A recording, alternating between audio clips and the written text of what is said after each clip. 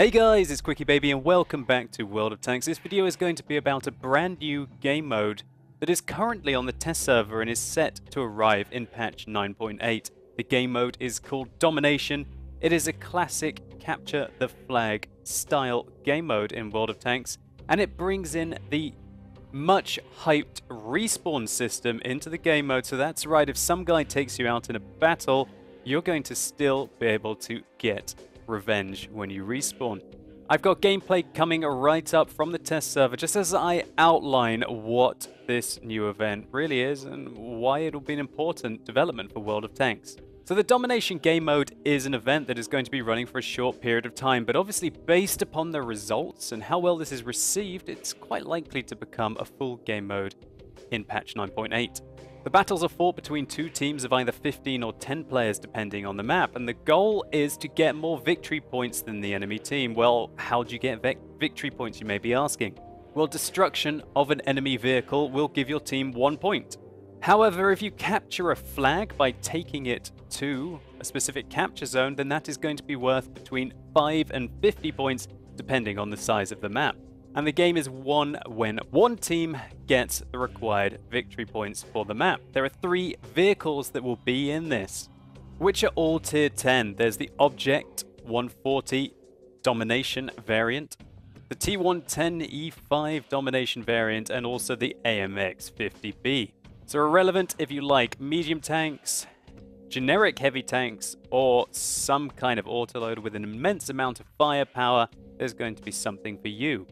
And of course I expect in the future, if this game mode is successful, that we will see either our own tanks incorporated into this game mode or a different selection. When one tank gets knocked out, you're going to be able to choose which of the other vehicles you want to get into. You're going to respawn at base, and then you can decide how you want to get stuck straight back into the battle. However, if you don't like dying, and let's be honest, who does, there are going to be repair locations on the map where you can fully repair your vehicle and replenish your ammunition. Maps look like this. If we imagine we are the green team, we will spawn here and there will immediately be 3 flags around us. We have to take these flags to the green bases to get points for them, and also prevent the enemy team, the red team, from doing the same thing. This will definitely become clearer for you guys when we take a look at some gameplay. So as we load in, you might be going, well, what is this map? Well, it's not actually really a new map. This was added in for the 742 game mode, I believe in patch 9.5. It's called Ghost Town. And so maybe this is going to be the first time you're going to play it in the Domination game mode. So we've got 2 teams of 10 here. We can see flags that have spawned right in front of us. There's only 2. And we need to take them to the enemy base. So let's get started. I've spawned in the Object 140.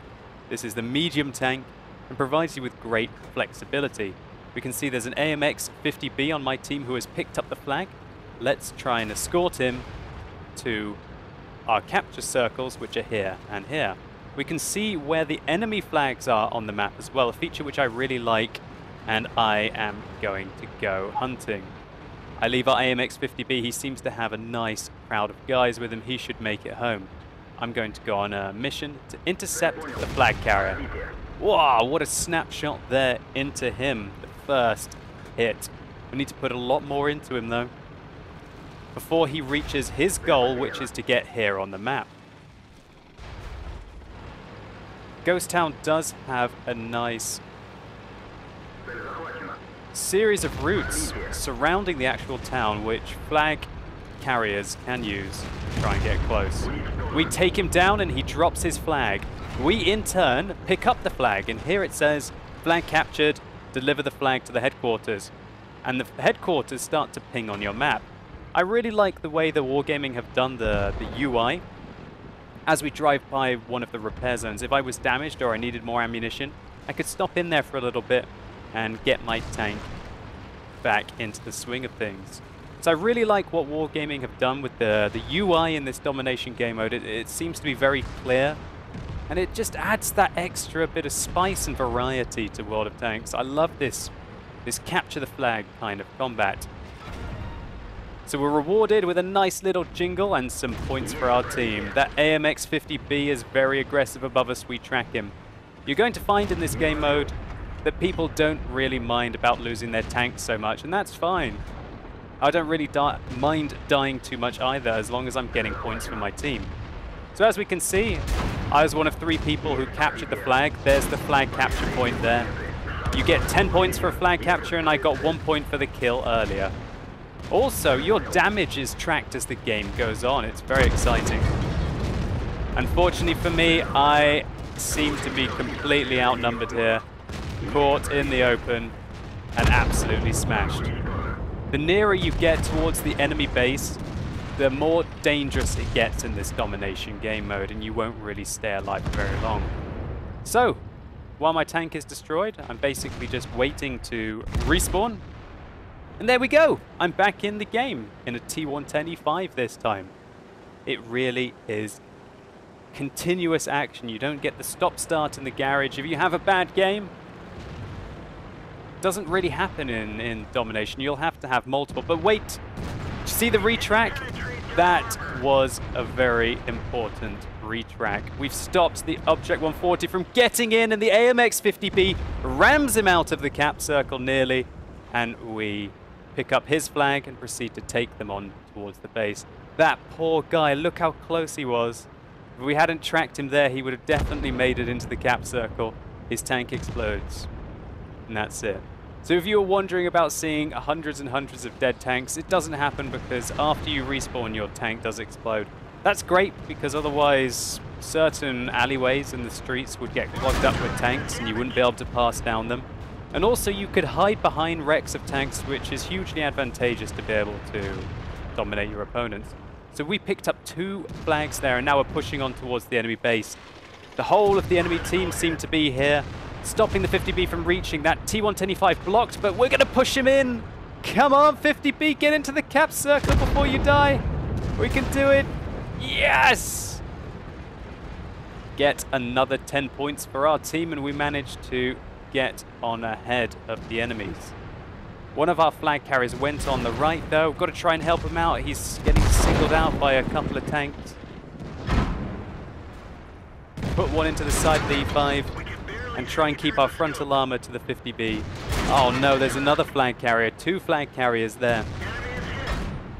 We seem to be winning this game quite well at the moment, as you can see at the top of the screen. We have 63 points out of 100. The enemy have only got 42.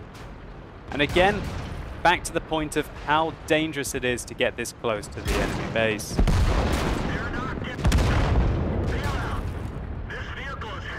You really do not last very long if you get close to the enemy's spawning location, which is over there. But you have to go over here to be able to get towards the cap circle. But did you see that because of the distraction that we were causing here, the T110E5 had a nice, easy route into the spawn. And another one, another E5 has a nice, easy route into the spawn, putting us up to 86 victory points. So, while you might be sacrificing your tanks, by being so close to the enemy spawn, you do allow your flag runners nice, easy paths into the capture locations. And sometimes that can be really, really good for the game if you want to just win it, rather than maybe just do a lot of damage or get a lot of kills. You can be a distraction. We've been ambushed by 2 Object 140s. Don't want to go down that route either. There's 2 AMX 50Bs over there. We've got 98 points. We only need 2 more kills to win this game. Make that 1 more kill. Where is it? Where's the final kill? We bounce off the turret of the AMX 50B. Put another one into his turret. Just 1 more point to win this game. And there it is. 100 victory points for the green team. And so there you have it. That is the Domination game mode in a nutshell. We managed to get the most kills on our team, but we only got 1 capture, whereas there were 2 guys that managed to get 2. So we didn't finish on top on victory points. Still, I feel like we had a great role in assisting our allies, stopping that enemy Object 140 from quite managing to get into the cap circle by tracking him. And the more games that I rack up in this game mode, the more that I'm actually enjoying it. I think it is a nice change from probably the more serious kind of random queue game mode. I've been reading a lot of feedback on the forums, and there's a huge amount of players that have been really enjoying this as well. They find it a lot less stressful, maybe, than the random queue. I guess the very fast respawns must be popular, the feeling of that you're still in the same game and the way that it's developing, and just because you make one mistake and get caught out by an enemy tank doesn't mean that you can't get straight back in and be able to influence the battle. Now, I personally really like the Domination game mode. I think it's a fantastic format, and the more game modes, the better, as long as they're implemented as well as this. But I think the Domination test has more important implications. The fact that they're demonstrating a theory or a principle here. This is a new system of game mechanics that can be changed and manipulated to be something even better in the future. They could change the tank types, the maps, the different tiers that you play at.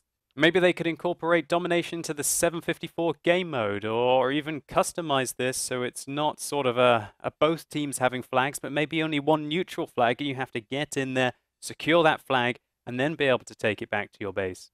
I think it shows the Wargaming development team are constantly thinking of ways to renovate World of Tanks and to reapproach it.